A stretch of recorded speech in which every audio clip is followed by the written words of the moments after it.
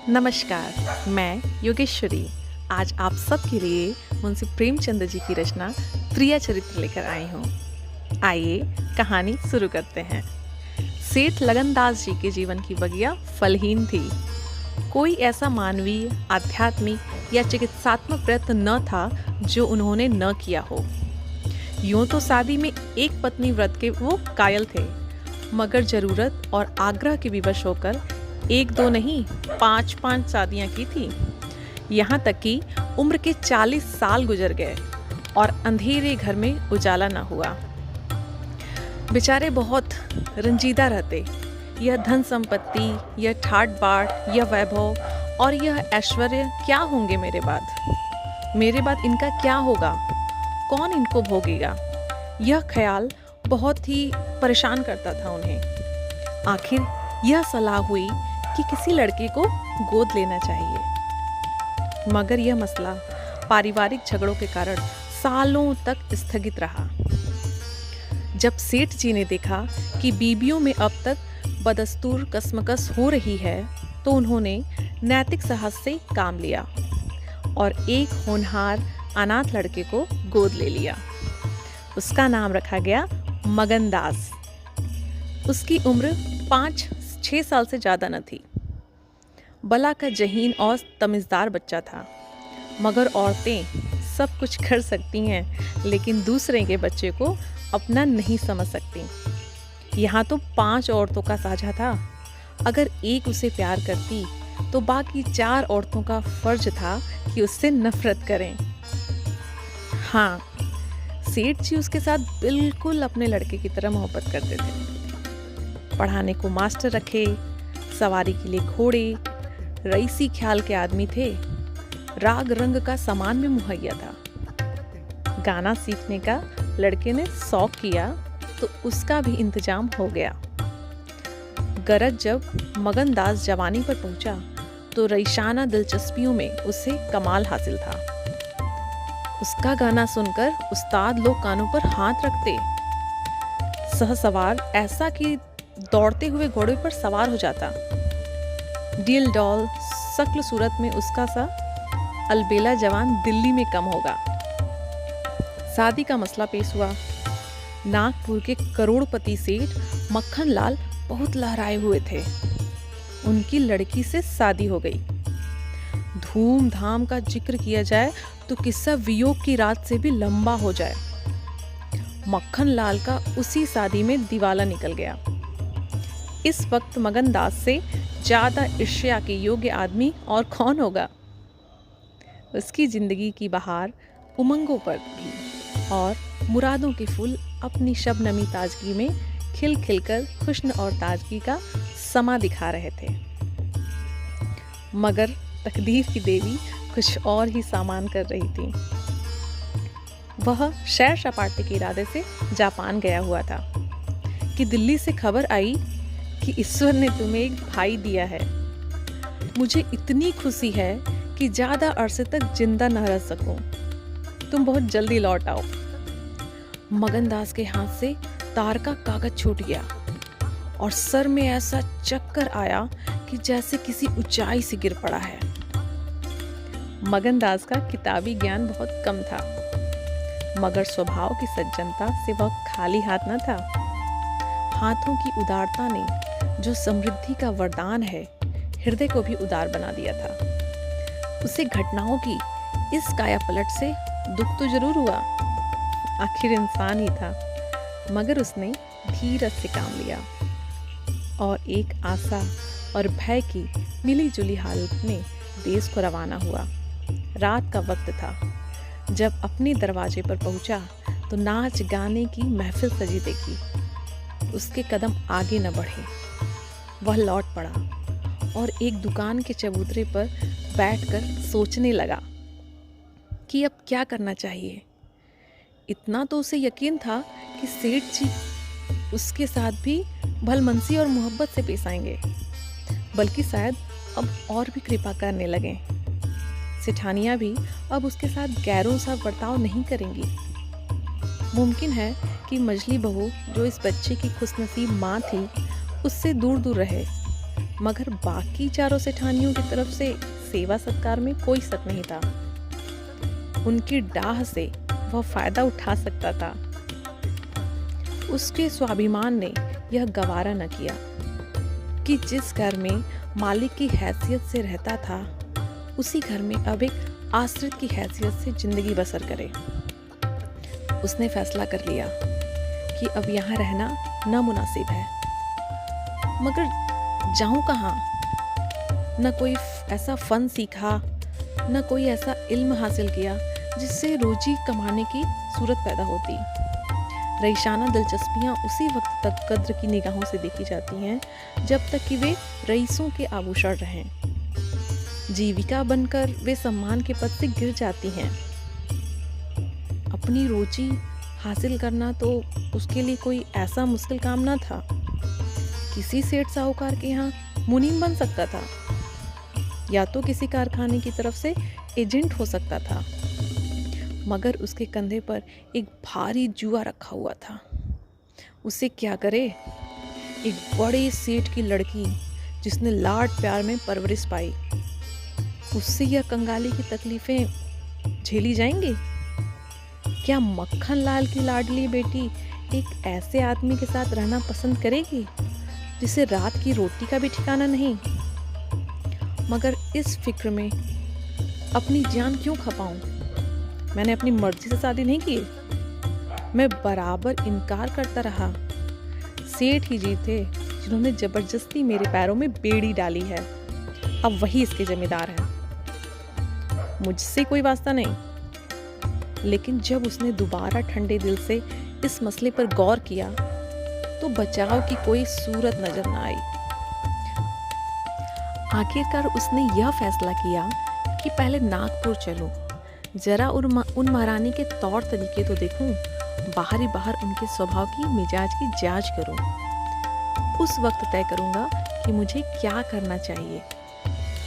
अगर रईसी की बू उनके दिमाग से निकल गई है और मेरे साथ रूखी सूखी रोटियां खाने को मंजूर है, तो इससे अच्छा फिर और क्या हो सकता है। लेकिन अगर वह मेरी ठाट बाट के हाथों बिकी हुई हैं, तो मेरे लिए रास्ता साफ है। फिर मैं हूँ और दुनिया का गम। ऐसी जगह जाऊं जहाँ किसी परिचित की सूरत सपने में ना दिखाई दे। गरीबी की जिल्लत नहीं रहती अगर अजनबियों में जिंदगी बसर की जाए। इस तरह दिल में जिंदगी का नक्शा बनाकर मगनदास अपनी मर्दाना हिम्मत के भरोसे नागपुर की तरफ चला। उस मल्लाह की तरह जो किश्ती और पाल के बगैर नदी की उमड़ती हुई लहरों में अपने को डाल दे। शाम के वक्त सेठ मक्खन लाल के सुंदर बगीचे में सूरज की पीली किरणें मुरझाए हुए फूलों से गले मिलकर विदा हो रही थीं। बाग के बीच में एक पक्का कुआं था और एक मौलसिरी का पेड़। कुएं के मुंह पर अंधेरे की नीली सी नकाब थी। पेड़ के सिर पर रोशनी की सुनहरी चादर। इसी समय एक नौजवान थका मांदा कुएं पर आया और लोटे से पानी भरकर पीने के बाद जगत पर बैठ गया। मालिन ने पूछा, कहाँ जाओगे? मगनदास ने जवाब दिया कि जाना तो था बहुत दूर, मगर यही रात हो गई। यहाँ कहीं ठहरने का ठिकाना मिल जाएगा? मालिन बोली, चले जाओ सेठ जी के धर्मशाला में, बड़ी आराम की जगह है। मगनदास बोला, धर्मशाला में तो मुझे ठहरने का कभी संयोग नहीं हुआ। कोई हर्ज ना हो तो यहीं पे पड़ा रहूं। यहाँ कोई रात को रहता है क्या? मालिन बोली, भाई मैं यहाँ ठहरने को ना कहूँगी। यह बाई जी की बैठक है। झरोखी में बैठकर सैर किया करती हैं। कभी देखभाल लें तो मेरे सिर में एक बाल भी नहीं बचेंगे। मगनदास बोला, बाई जी कौन? मालिक बोला, अरे मालिक, यही सेठ जी की बेटी इंदिरा बाई। मगनदास बोले, यह गजरे उन्हीं के लिए बना रही हो क्या? मालिन बोली, हाँ, और सेठ जी के यहाँ है ही कौन? फूलों के गहने बहुत पसंद करती हैं। मगनदास बोला, शौकीन औरत मालूम होती हैं। मालिन, भाई यही तो बड़े आदमियों की बातें हैं। अगर वे शौक न करें तो हमारा तुम्हारा निबाह कैसे होगा? और वैसे भी धन है ही किस लिए? अकेली जान पर 10 लौंडियां हैं। सुना करती थी कि भगवान आदमी का हल भूत जोतता है। वह अपनी आंखों देख रही हूँ। अपने आप ही पंखा चलने लगता है, अपने आप ही सारे घर में दिन का सा उजाला हो जाए। तुम झूठ समझते होगे, मगर मैं आंखों देखी बात करती हूँ। उस गर्व की चेतना के साथ जो किसी नादान आदमी के सामने अपनी जानकारी के बयान करने में होता है। बूढ़ी मालिन अपनी सर्वज्ञता का प्रदर्शन करने लगी। मगन दास ने उकसाया, होगा भाई, बड़े आदमी की बातें निराली होती हैं।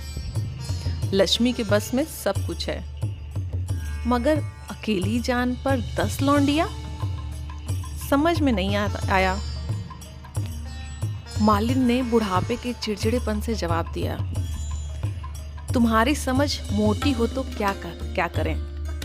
कोई पान लगाती है, कोई पंखा डुलाती है, कोई कपड़े पहनाती है। 2000 रुपए में तो सेज गाड़ी आई थी। चाहो तो मुंह देख लो, उस पर हवा खाने जाती हैं। एक बंगालिन गाना बजाना सिखाती है, मेम पढ़ाने आती है, शास्त्री जी संगीत पढ़ाते हैं, कागज पर ऐसी मूरत बनाती हैं कि अब बोली और अब बोली। दिल की रानी है, बेचारी के भाग फूट गए। दिल्ली के सेठ लगन दास के गोद लिए हुए लड़के से ब्याह हुआ था, मगर राम जी की लीला 70 बरस के मुर्दे को लड़का हो गया। कौन पतियाएगा?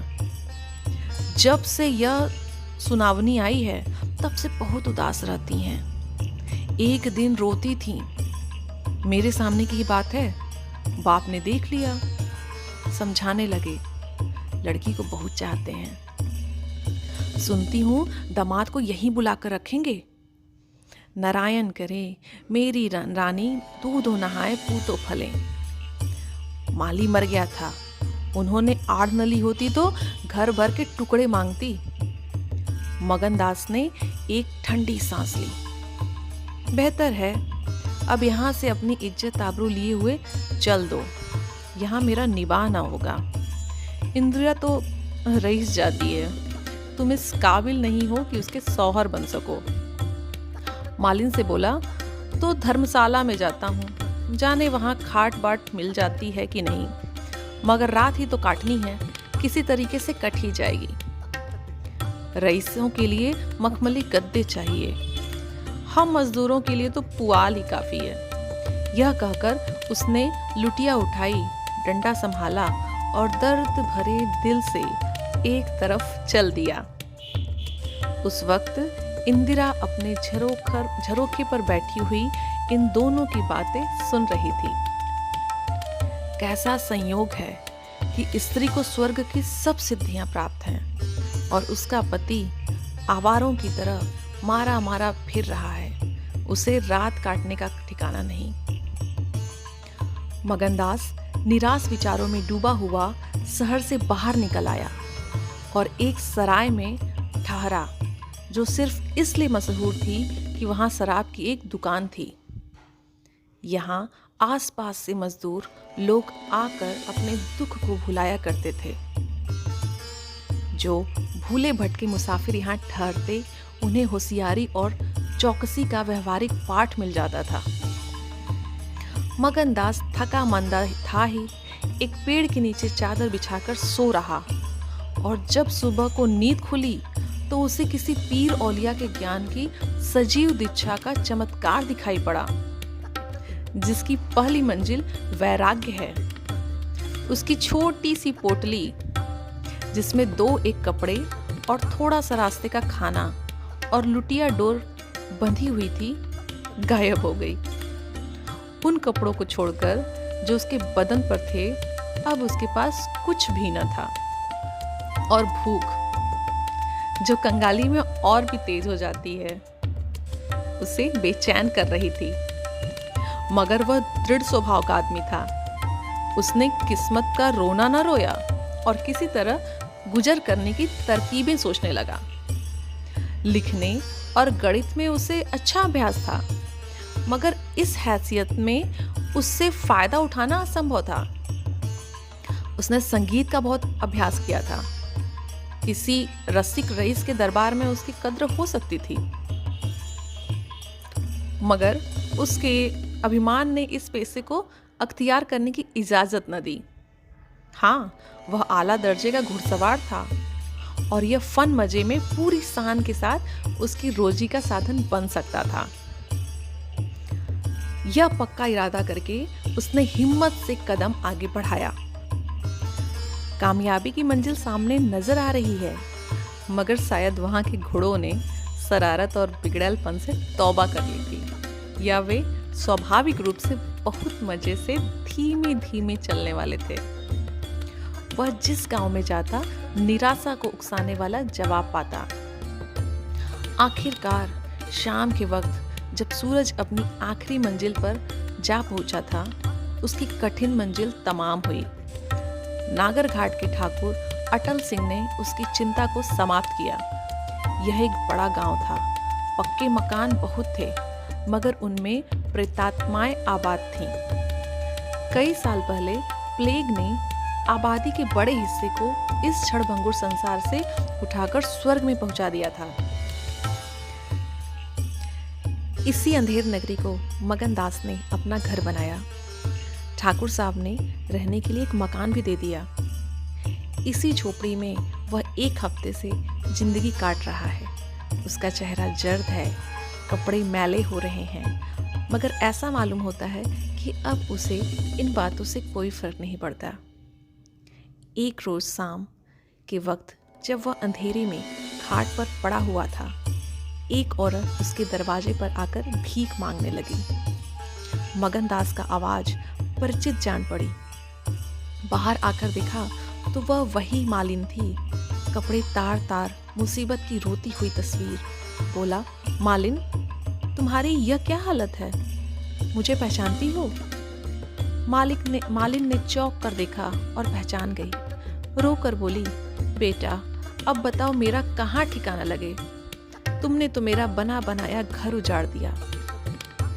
न उस दिन तुमसे बात करती, न मुझ पर यह विपत पड़ती। बाई ने तुम्हें बैठे देख लिया, बातें भी सुनी। सुबह होते ही मुझे बुलाया और बरस पड़ी। नाक कटवा लूंगी, मुंह में कालिख लगवा लूंगी। चुड़ैल, कुटनी, तू मेरी बात किसी गैर आदमी से क्यों चलाए? तू दूसरों से मेरी चर्चा करे।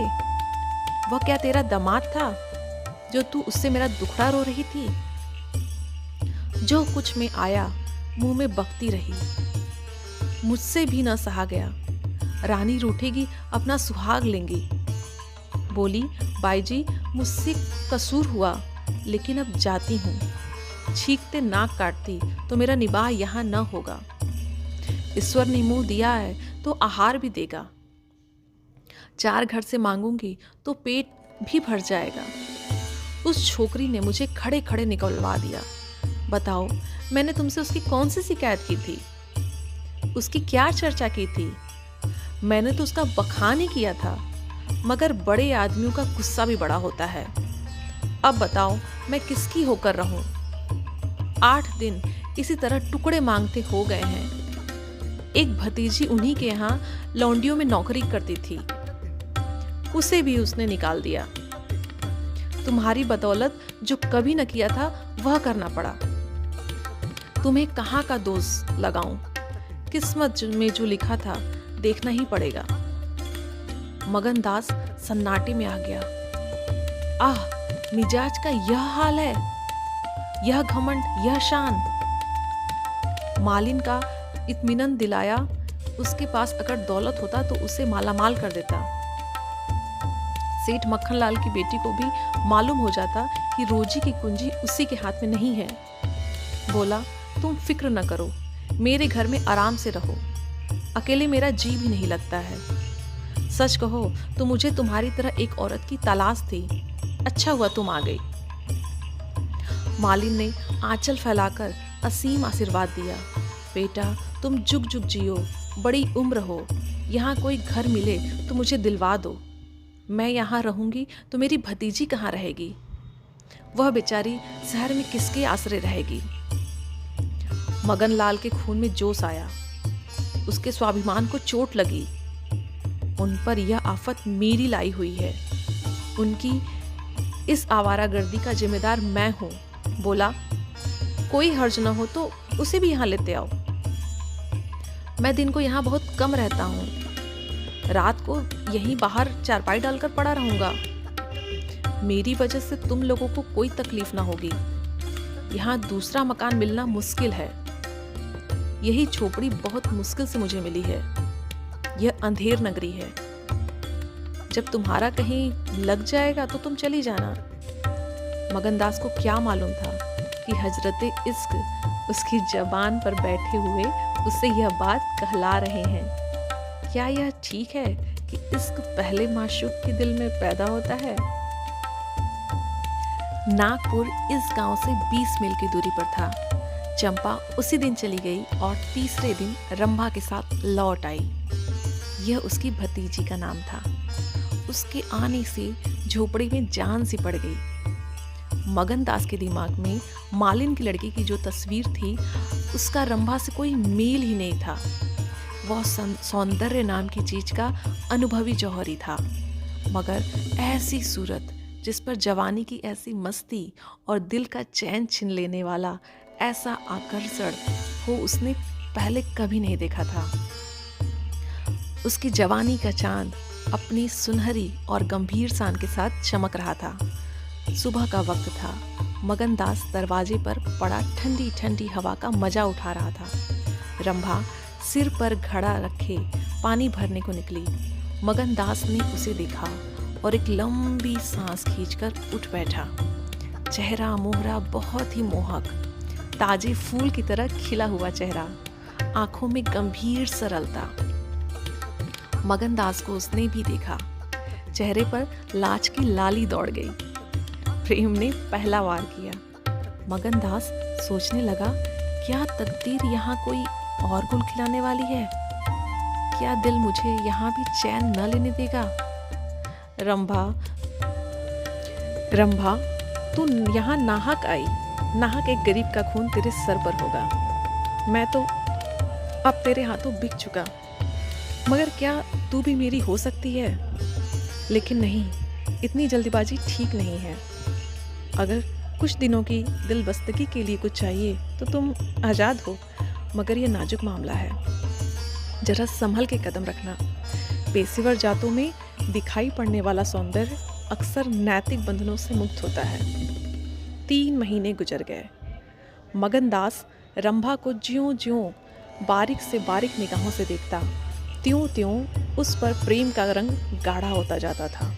वह रोज उसे कुएं से पानी निकालते देखता। वह रोज घर में झाड़ू देती, रोज खाना पकाती। आह, मगनदास को उन ज्वार की रोटियों में जो मज़ा आता था, वह अच्छे से अच्छे व्यंजनों में भी ना आया था। उसे अपनी कोठरी हमेशा साफ सुथरी मिलती। न जाने कौन उसका बिस्तर बिछा देता। क्या यह रंभा की कृपा थी?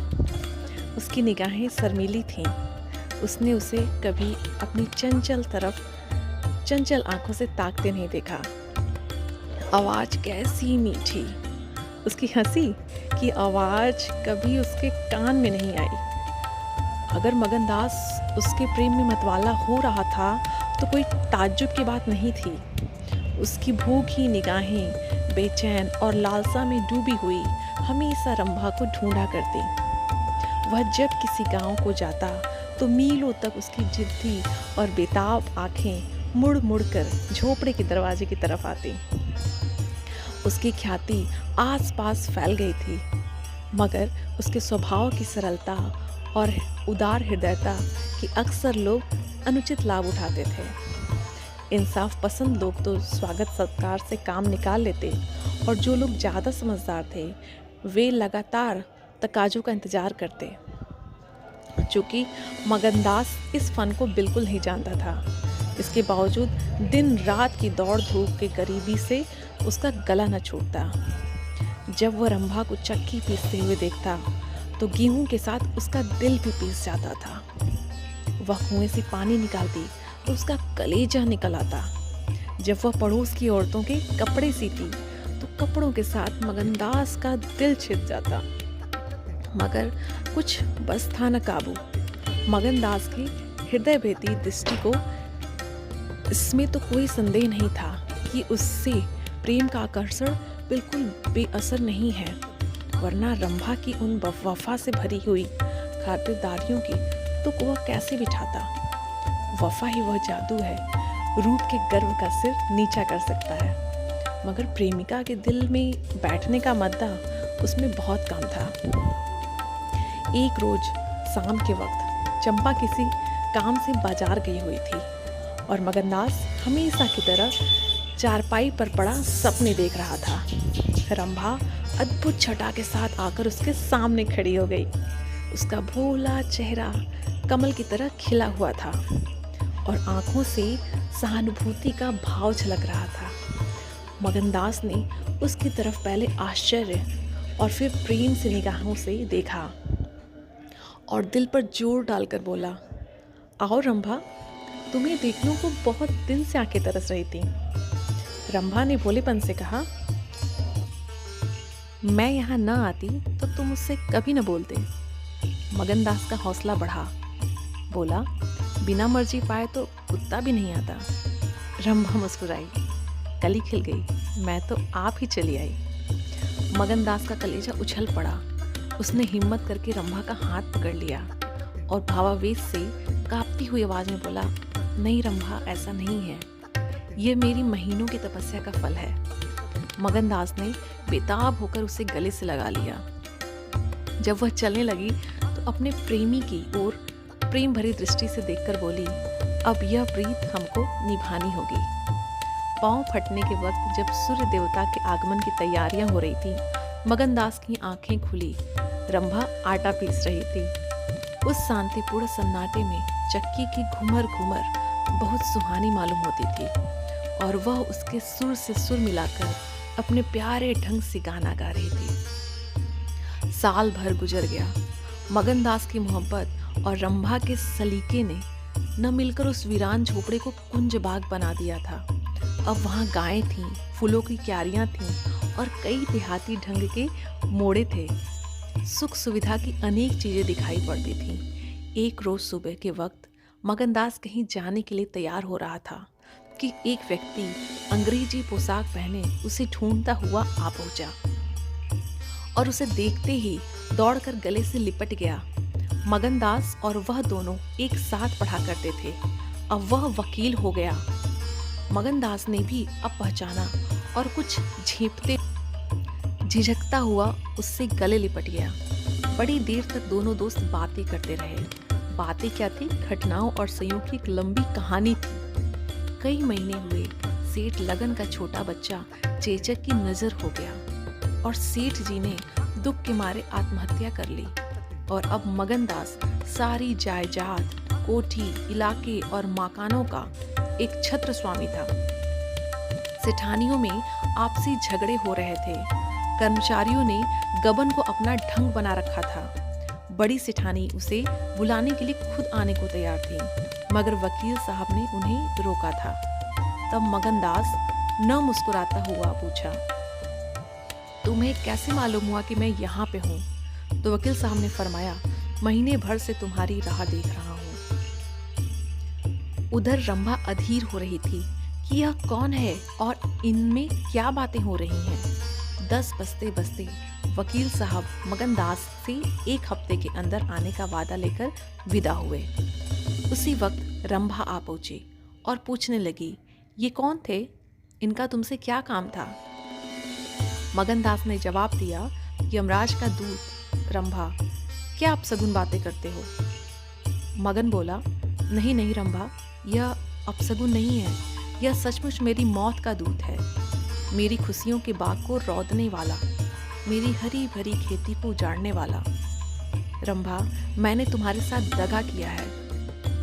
मैंने तुम्हें अपने फरेब के जाल में फंसाया है। मुझे माफ करो। मोहब्बत ने मुझसे यह सब करवाया। मैं मगन सिंह ठाकुर नहीं हूँ। मैं सेठ लगनदास का बेटा और सेठ मक्खनलाल का दामाद हूँ। मगनदास को डर था कि रंभा यह सुनते ही चौंक पड़ेगी और शायद उसे जालिम दगाबाज कहने लगेगी, मगर उसका ख्याल गलत निकला। रंभा ने आंखों में आंसू भरकर सिर्फ इतना कहा, तो क्या तुम मुझे छोड़कर चले जाओगे? मगनदास ने उसे गले लगाकर कहा, हाँ। रंभा पूछती है, क्यों? मगन बोलता है, इसलिए कि इंदिरा बहुत होशियार, सुंदर और धनी है। रंभा बोलती है, मैं तुम्हें न छोड़ूंगी। कभी इंदिरा की लौंडी थी, अब उसकी सौतन बनकर रहूंगी। तुम जितनी मेरी मोहब्बत करोगे उतनी इंदिरा की तो न करोगे, क्यों? मगनदास इस भोलेपन पर मतवाला हो गया। मुस्कुरा कर बोला, अब इंदिरा तुम्हारी लौंडी बनेगी, मगर सुनता हूं वह बहुत सुंदर है, कहीं मैं उसकी सूरत पर लुभा न जाऊं। मर्दों का हाल तो तुम नहीं जानती, मुझे अपने से ही डर लगता है। रंभा ने विश्वास भरी आंखों से देखकर कहा, क्या तुम भी ऐसा करोगे? जो जी में आए करना, मैं तुम्हें न छोड़ूंगी। इंदिरा रानी बने, मैं लौंडी बनूं, क्या इतने पर भी मुझे नहीं छोड़ दोगे? मगनदास की आंखें डबडबा गईं। बोला, प्यारी, मैंने फैसला कर लिया है कि दिल्ली न जाऊंगा। यह तो मैं कह ही नहीं पाया कि सेठ जी का स्वर्गवास हो गया। बच्चा उनसे पहले ही चल बसा था। अफसोस, सेठ जी के आखिरी दर्शन भी न कर सका। अपना बाप भी इतनी मोहब्बत नहीं करता जितना उन्होंने मुझे मोहब्बत किया। उन्होंने मुझे अपना वारिस बनाया है। वकील साहब कहते हैं कि सेठानियों में अनबन है, नौकर चाकर लूट मार मचा रहे हैं। वहाँ का यह हाल है और मेरा दिल वहाँ जाने पर राजी नहीं होता। रंभा जरा देर तक सोचती रही, फिर बोली, तो मैं तुम्हें छोड़ दूंगी। इतने दिन तुम्हारे साथ रही, जिंदगी का सुख लूटा, अब जब तक जीऊंगी इस सुख का ध्यान करती रहूंगी। मगर तुम मुझे भूल तो नहीं जाओगे? साल में एक बार देख लिया करना इसी झोपड़ी में आकर। मगनदास ने बहुत रोका, मगर आंसू न रुक सके। बोले, रंभा, ऐसी बातें न करो, कलेजा बैठा जाता है। मैं तुम्हें छोड़ नहीं सकता, इसलिए नहीं कि तुम्हारे ऊपर कोई एहसान है, तुम्हारी खातिर नहीं, अपनी खातिर। वह शांति, वह प्रेम, वह आनंद जो मुझे यहाँ मिलता है और कहीं नहीं मिल सकता। खुशी के साथ जिंदगी बसर हो, यही मनुष्य की जीवन का लक्ष्य है। मुझे ईश्वर ने यह खुशी यहाँ दे रखी है, तो मैं उसे क्यों छोड़ूं? धन दौलत को मेरा सलाम है, मुझे उसकी हवस नहीं है। रंभा फिर गंभीर स्वर में बोली, मैं तुम्हारे पाँव की बेड़ी न बनूंगी। चाहे तुम अभी मुझे न छोड़ो, लेकिन थोड़े दिनों में तुम्हारी यह मोहब्बत न रहेगी। मगनदास को कोड़ा लगा। जोश से बोला, तुम्हारे सिवा इस दिल में अब कोई और जगह नहीं पा सकता। रात ज्यादा हो गई, अष्टमी का चांद सोने जा चुका था। मगनदास सो गया, मगर रंभा की आंखों में नींद न आई। सुबह हुई तो मगनदास उठा और रंभा को पुकारने लगा, मगर रंभा रात को ही अपनी चाची के साथ वहां से कहीं चली गई थी। मगनदास को उस मकान की दर और दीवार पर एक मनहूसियत से छाई हुई मालूम हुई कि जैसे घर की जान निकल गई हो। वह घबराकर उस कोठरी में गया जहां रंभा रोज चक्की पीसती थी, मगर अफसोस, आज चक्की एकदम निश्चल थी। फिर वह कुएं के पास गया।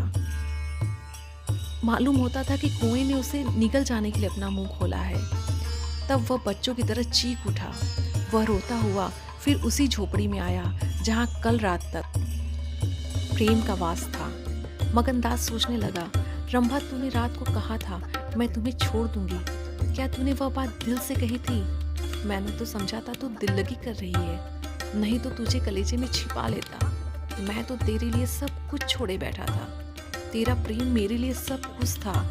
आह, मैं बेचैन हूँ, क्या तू बेचैन नहीं है? हाय, तू रो रही है, मुझे यकीन है कि तू अब भी लौट आएगी। मगनदास ने एक ठंडी सांस ली और आंसुओं और दर्द की उमड़ती हुई नदी को मर्दाना जब्त से रोक कर उठ खड़ा हुआ। नागपुर जाने का फैसला पक्का हो गया। तकिए के नीचे से संदूक की कुंजी उठाई तो कागज का एक टुकड़ा निकल आया। यह रंभा की विदा की चिट्ठी थी। प्यारे, मैं बहुत रो रही हूँ, मेरे पैर नहीं उठते, मगर मेरा जाना जरूरी है। तुम्हें जगाऊंगी तो तुम जाने न दोगे। आह, कैसे जाऊं, अपने प्यारे पति को छोड़ कैसे जाऊं। किस्मत मुझसे यह आनंद का घर छुड़वा रही है। मुझे बेवफा न कहना, मैं तुमसे फिर कभी मिलूंगी। मैं जानती हूँ कि तुमने मेरे लिए यह सब कुछ त्याग दिया है, मगर तुम्हारे लिए जिंदगी में बहुत कुछ उम्मीदें हैं। मैं अपनी मोहब्बत की धुन में तुम्हें उन उम्मीदों से क्यों दूर रखूं। अब तुमसे जुदा होती हूँ, मेरी सुध मत भूलना, मैं तुम्हें हमेशा याद रखूंगी। यह आनंद के दिन कभी न भूलेंगे। क्या तुम मुझे भूल सकोगे? तुम्हारी प्यारी रंभा। मगनदास को दिल्ली आए हुए 3 महीने गुजर चुके थे। इस वक्त जब सभी काम धंधों से उसे थोड़ी सी भी फुर्सत मिलती तो एक भोली सूरत वाली लड़की उसके ख्याल के पहलू में आकर बैठ जाती और थोड़ी देर के लिए सागर घाट का वह हरा भरा झोपड़ा और उसकी मस्तियाँ आंखों के सामने आ जाती। सब कुछ एक सुहाने सपने की तरह याद आने लगता, लेकिन कभी कभी खुद ब खुद उसका ख्याल इंदिरा की तरफ भी जा पहुँचता। उसका ख्याल उसके दिल में रंभा की वही जगह थी, मगर किसी तरह उसमें इंदिरा ने भी एक अपना कोना बना लिया था। जिन हालातों और आफतों ने उसे इंदिरा से बेजार कर दिया था, अब वह रुखसत हो गई थी। अब उसे इंदिरा से कुछ हमदर्दी हो गई। अगर उसके मिजाज में घमंड है, हुकूमत है, तकल्लुफ एहसान है, तो यह उसका कसूर नहीं है, यह रईस जादों की आम कमजोरियां हैं। यही उनकी शिक्षा है। वे बिल्कुल बेबस और मजबूर हैं। और इन्हीं संतुलित भावों के साथ जहाँ वह बेचैनी के साथ रंभा की याद को ताज़ा किया करता था, वहाँ इंदिरा का स्वागत करने और उसे अपने दिल में जगह देने के लिए तैयार था। वह दिन दूर नहीं जब उसे उस आजमाइश का सामना करना पड़ेगा। उसके कई आत्मीय आमिराना शान शौकत के साथ इंदिरा को विदा करने के लिए नागपुर पहुंच गए थे। मगनदास की तबीयत आज तरह तरह के भावों के कारण, जिनमें प्रतीक्षा और मिलन की उत्कंठा थी, विशेष थी। जब कोई नौकर आता तो वह संभल कर बैठता कि शायद इंदिरा पहुंची। आखिर शाम के वक्त जब दिन और रात गले मिल रहे थे, जनान खाने में जोर शोर से गानों की आवाज़ों ने बहू के पहुंचने की सूचना दी। सुहाग की सुहानी रात थी, 10 बज गए थे। खुले हुए हवादार सहन में चांदनी छिटकी हुई थी। वह चांदनी जिसमें नशा है, आरजू है और खिंचाव है। गमलों में खिले हुए गुलाब और चंपा के फूल चांद की रोशनी में ज्यादा गंभीर और खामोश नजर आते थे। मगनदास इंदिरा से मिलने के लिए चला। उसके दिल से लालसाएं जरूर थी, मगर एक पीड़ा भी थी। दर्शन की उत्कंठा थी, मगर प्यास से खोली। मोहब्बत नहीं, प्राणों का खिंचाव था जो उसे खींचे लिए जाता था। उसके दिल में बैठी हुई रंभा शायद बार बार बाहर निकलने की कोशिश कर रही थी, इसलिए दिल में धड़कन हो रही थी। वह सोने के कमरे के दरवाजे पर पहुंचा। रेशमी पर्दा पड़ा हुआ था। उसने पर्दा उठा दिया। अंदर एक औरत सफ़ेद साड़ी पहने खड़ी थी। उसके बदन पर एक भी जेवर न था। ज्यों ही पर्दा उठा और कमरे के अंदर कदम रखा, वह मुस्कुराती हुई उसकी तरफ बढ़ी। मगनदास ने उसे देखा और चकित होकर बोला, रंभा। और दोनों प्रेमावेश से लिपट गए। दिल में बैठी हुई रंभा बाहर निकल आई थी। साल भर गुजरने के बाद एक दिन इंदिरा ने अपने पति से कहा, क्या रंभा को बिल्कुल भूल गए? कैसे बेवफा हो, कुछ याद है उसने चलते वक्त तुमसे क्या विनती की थी? मगनदास ने कहा, खूब याद है। वह आवाज भी कानों में गूंज रही है। मैं रंभा को भोली भाली लड़की समझता था, यह नहीं जानता था कि यह प्रिया चरित्र का जादू है। मैं अपनी रंभा को आज भी इंदिरा से ज्यादा प्यार करता हूँ। तुम्हें डाह तो नहीं होती? इंदिरा ने हंसकर जवाब दिया, डाह क्यों होगी? तुम्हारी रंभा है तो क्या मेरा मगन सिंह नहीं है? मैं अब भी उस पर मरती हूँ। दूसरे दिन दोनों को दिल्ली जाना था और दोनों जाकर सागर घाट जा पहुँचे। वह झोपड़ा, वह मोहब्बत का मंदिर, वह प्रेम भवन फूलों और हरियाली से लहरा रहा था। चंपा मालिन उन्हें वहाँ मिली। गांव के जमींदार उनसे मिलने के लिए आए। कई दिनों तक फिर मगन सिंह को घोड़े निकालने पड़े। रंभा कुएं से पानी लाती, खाना पकाती, फिर चक्की पीसती और गाती। गांव की औरतें फिर उससे अपने कुर्ते और बच्चों की लसेदार टोपियां सिलवाती हैं। हाँ, इतना जरूर कहती हैं कि उसका रंग कैसा निखर आया है, हाथ पांव कैसे मुलायम पड़ गए हैं, किसी बड़े घर की रानी मालूम होती है। मगर स्वभाव वही है, वही मीठी बोली है, वही मुरव्वत है, वही हंसमुख चेहरा। इस तरह एक हफ्ता इस सरल और पवित्र जीवन का आनंद उठाने के बाद दोनों दिल्ली वापस आए और अब 10 साल गुजरने पर भी साल में एक बार उस झोपड़े के नसीब जागते हैं। वह मोहब्बत की दीवार अभी तक उन दोनों प्रेमियों को अपनी छाया में आराम देने के लिए खड़ी है।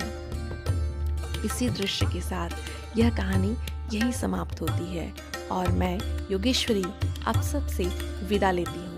यदि कहानी कहते समय मुझसे कहीं कोई त्रुटि हुई हो तो आपके सुझाव कमेंट बॉक्स में आमंत्रित हैं। धन्यवाद।